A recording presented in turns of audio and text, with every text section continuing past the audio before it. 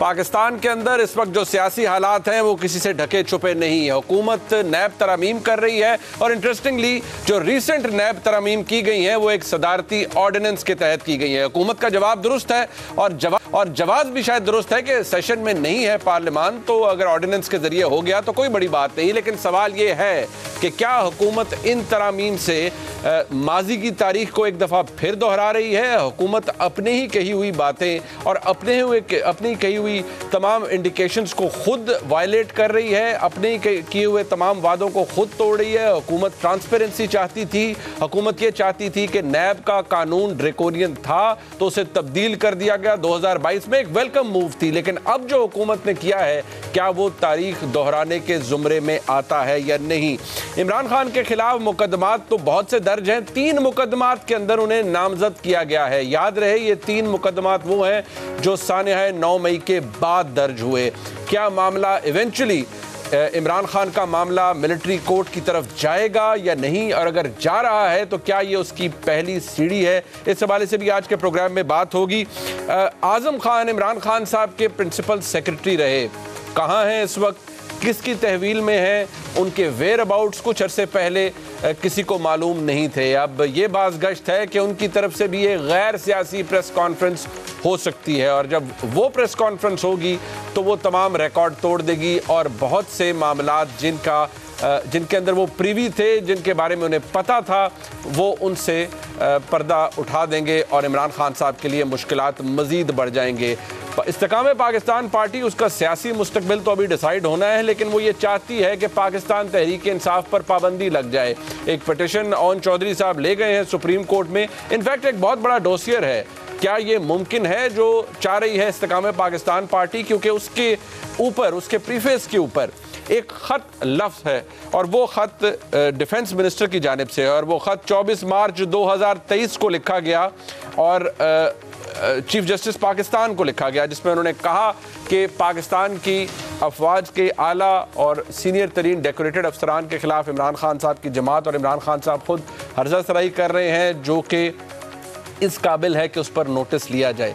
अब ये मामला सुप्रीम कोर्ट के अंदर दायर तो कर दिया गया है, इसकी हेयरिंग होती है या नहीं होती, लेकिन जो मुरवजा कानून है वो यहाँ पर वायलेट होता हुआ ज़रूर नज़र आ रहा है। क्योंकि आप इलेक्शन एक्ट देख लीजिए, उसका सेक्शन 212 या पॉलिटिकल पार्टीज ऑर्डर देख लीजिए। अगर आपने किसी हुकूमत, किसी जमात की डिसोल्यूशन की तरफ जाना भी है तो उसके लिए सबसे पहले तो वफाकी हुकूमत को एक रेफरेंस बनाना होता है, एक डिक्लेरेशन देना होता है और वो डिक्लेरेशन इवेंचुअली सुप्रीम कोर्ट में जाता है और फिर अगर सुप्रीम कोर्ट डिसाइड करे तो वो पार्टी उस सूरत में डिसॉल्व होती है। लेकिन यहाँ डायरेक्टली एक पिटिशन फाइल कर दी जाती है सुप्रीम कोर्ट में। इसका मुस्तकबिल क्या होगा ये भी आज के प्रोग्राम में हम इस पे बात करना चाहेंगे। नुसरत जावेद साहब, सर ये जो सदारती ऑर्डिनेंस के तहत किया गया, एक तो जरा इसके ऊपर रोशनी डालिएगा, नैब तरामीम जो की गई है, जरा इस पर रोशनी डालिएगा।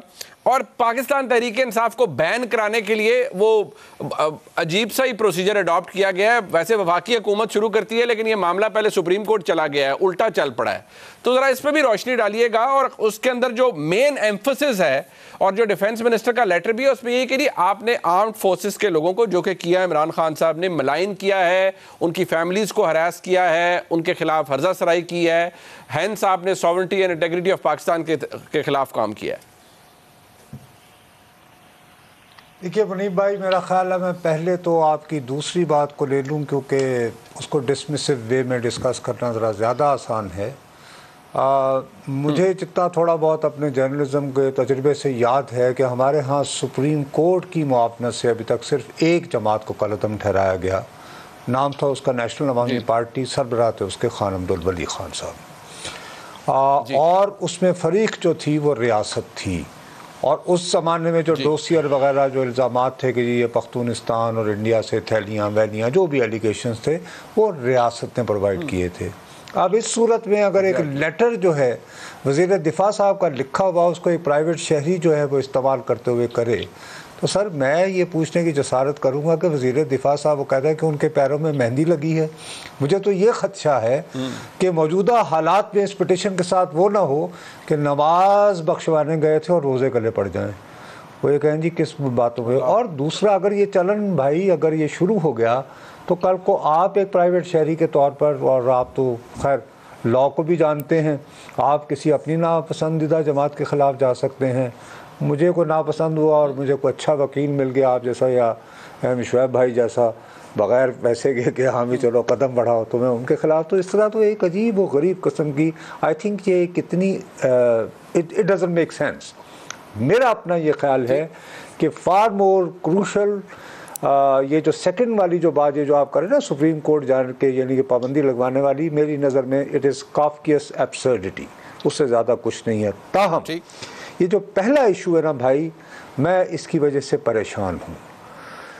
नज़र बज़ाहिर आपको फ़ौरन लगेगा कि जी ये पर्सन स्पेसिफिक है, एक आदमी को घेरने के लिए है, किसी हद तक दुरुस्त भी लगता है, लेकिन इतनी हाड़ा हुड़ी में इतनी जल्दी में किया भी था तो साहब कितने दिनों से ये जारी हो चुका है, और फिर कोई फास्ट ट्रैक कोई यानी मूवमेंट होनी चाहिए थी जो आपको नज़र नहीं आ रही अभी, तो कम से कम अभी तक। सेकंड बात ये है कि बदकिस्मती है हमारे मुल्क की कि यहाँ पे हुकूमतों को बहला फुसला कर, मसलन जैसे मेरे भाई दस्तगीर साहब कह रहे थे कि जी नैब ये शिकवा कर रही थी कि साहब हमें अपने काम की मुश्किल हो रही है, वाइट कॉलर क्राइम होता है।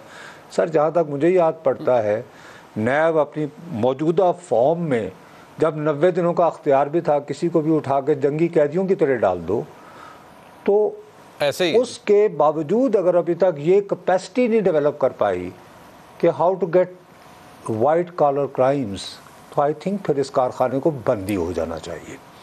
कि मतलब ये कि वो गॉड से if they could not develop expertise 1999 और आज हम बात कर रहे हैं 2023 की, और ये बताइए कि कौन सी यहाँ उस्मान बुज़दार साहब को 13 नोटिस गए हैं जी, 2 दफा वो पेश हुए हैं, कोई हमारे सामने आता नहीं है, फिर हम प्रोसिक्यूशन कैसे करें, हम इंक्वायरी कैसे करें, हम इन्वेस्टिगेशन कैसे करें? किसी को डर होगा तो कोई हमारे सामने वारंट जारी कर देना, इन्वेस्टिगेशन स्टेज पे कोई नहीं आता, वारंट उसमें मौजूद नहीं, वो कहते हैं इंक्वायरी स्टेज पर जारी करें। नुसरत साहब प्लीज सर।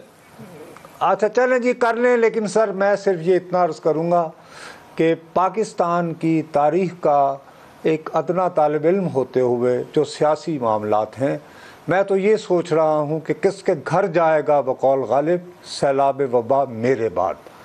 ये अजीब व गरीब हैं। जैसे भुट्टो साहब को ये सबक पढ़ाया गया था, ये नेशनल अवामी पार्टी पर जब पाबंदी लगी थी और उसके बाद हैदराबाद ट्रिब्यूनल, तो वो इंटरनेशनल कम्युनिटी से अपने वकला लाना चाहते थे, तो इन्होंने जल्दी में एक कानून बनाया, ज़ाहिर है किसी की फरमाइश पे बनाया था, जो पाकिस्तान की सालमियत और उसके बारे में और गद्दारों से महफूज रखने के लिए हमेशा एक्टिव रहते हैं। नतीजा क्या हुआ कि जब भुट्टो साहब के लिए, मुझे अभी भी याद है रमज़े क्लार्क जैसे और भी इस तरह के इंटरनेशनल लेवल के वकला पेश होना चाह रहे थे, जब उन पर कत्ल का मुकदमा हुआ तो वो उसका बार था। मैं तो ये महसूस कर रहा हूँ कि ये हुकूमत जिसकी अपनी टर्म 12 को ख़त्म हो जानी है, 12 अगस्त को, ये अपने हाथों से उन्होंने कुल्हाड़ा तैयार करके चेयरमैन नैब को दे दिया है। अब चेयरमैन नैब जिसको चाहेंगे वो इलेक्शन लड़ेगा। सर मैं आज आपको ये प्रिडिक्ट कर रहा हूँ, ये पता नहीं कहाँ की जी चेयरमैन साहब ने फरमाइश की। मैं सर मैं इस पे बजिद हूँ। देखिए वैसे भी आजकल एक लफ्ज़ तो आप सुनते होंगे, बड़ा फैशन है, लेवल प्लेइंग फील्ड। जी जी जी जी, आप समझ गए ना बात को। तो क्या ऐसा तो नहीं हो सकता ना कि अब यानी पीपल्स पार्टी और पीएमएलएन में सारे ही लोगों का दूध के धुल गए, ऐसा तो नहीं होगा? किसी ना किसी के बेचारे का नहीं, कोई भी नहीं दूध, क्या ख्याल है? जब वक्त आता है तो सर कोई भी दूध का धुला नहीं होता। But I would like to discuss मेरा तो मैं अगर मैं हुकूमत में होता तो मैं परेशान होता और मैं रोकने की कोशिश करता इसको, अगर मैं हुकूमत होता। Thank God I am not there. Nusrat Javed साहब, एक गैर सियासी प्रेस कॉन्फ्रेंस की बड़ी बाज़गश्त हो रही है आज़म खान साहब की, और कहा जाता है कि वो भी एक बहुत बड़ी प्रेस कॉन्फ्रेंस होगी और उससे भी कलई खुल जाएगी इमरान खान साहब के पौने 4 साल इक़्तिदार की। आपको लगता है कि ये प्रेस कॉन्फ्रेंसेस, ऑडियो लीक्स, ये को बेनिफिशियल रही हैं टू चेंज अ नैरेटिव और to dismantle a narrative in the recent past? देखिए जी, इनका एक तो सबसे पहली बात यह है कि मैं इस तर्ज़ अमल की, ये हुकूमत हो या कोई और हो, इसको मैं तो ऑब्वियसली इंडोर्स नहीं कर सकता। लेकिन एक मैं ज़रूर अर्ज़ करूँगा सर कि ये जो इस किस्म की जो प्रेस कॉन्फ्रेंसेस हुई हैं चंद एक, और ख़ास तौर पर मिसाल के तौर पर जैसे बुज़दार साहब हैं, उन्हें वसीम अकरम प्लस बना दिया गया था, और वसीम अकरम प्लस जो हैं वो एक इतनी सी तमाज़त न बर्दाश्त कर पाए।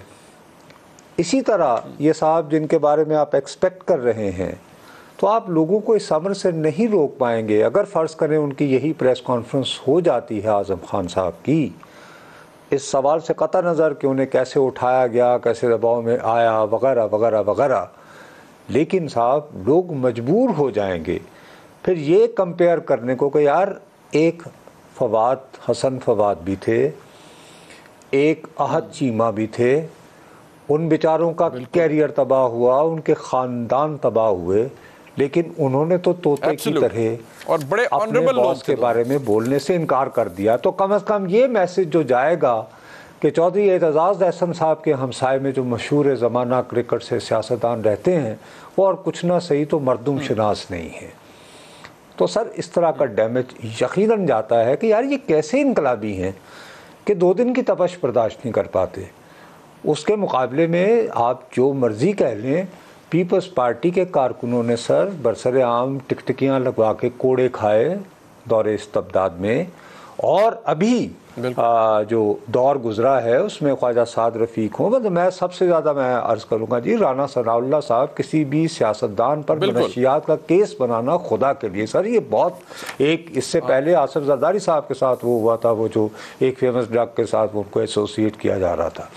तो मेरा ये है कि उनमें से कोई एक आदमी सर ब्रेक नहीं हुआ। चलें जी पॉलिटिशियन अगर डट गए तो डट गए, अंडरस्टैंडेबल, बट ब्यूरोक्रेट्स लाइक अहद चीमा और ख़ास तौर पर फवाद हसन फवाद जितनी उन्होंने बहादुरी के साथ दे वेंट थ्रू इट, तो सर फिर लोग तो कंपैरिजन करेंगे ना, वो कहेंगे यार एक तरफ तो ये जमात और एक तरफ ये है। तो इस तरह इस हवाले से सर हमारे कल्चर में जो है ना ज़रूर कंपैरिजन होता है, क्योंकि हमारे यहाँ ये भी देखा जाता है कि बड़क के खाली रंगबाजी हो रही है या कि कोई जान भी है, कोई मेटल भी है।